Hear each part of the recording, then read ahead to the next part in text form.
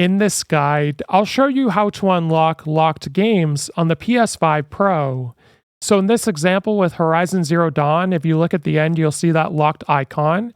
So what you want to do is go to settings in the top right corner, and we're going to go to users and accounts.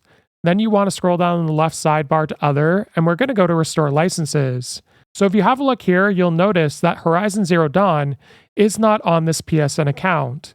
So what this likely means is I purchased this game on a different PSN account. So what I'm going to do is go back, and once we're back here on the home menu, go to your profile in the top right corner, and we're going to go to switch user. Now you should see another PSN account here. If you don't, you'll have to add it because it's likely you've just purchased the game on a different PSN account. So now if I go back to Horizon Zero Dawn, you'll note that that locked icon is no longer there. In addition to that, if I go to settings in the top right corner and go to users and accounts, scroll down to other and go to restore licenses, it'll also appear here.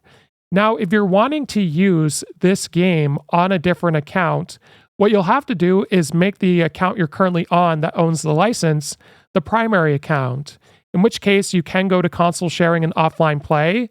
And currently, I do have the primary account on my other PSN. And what you'd want to do is enable it here.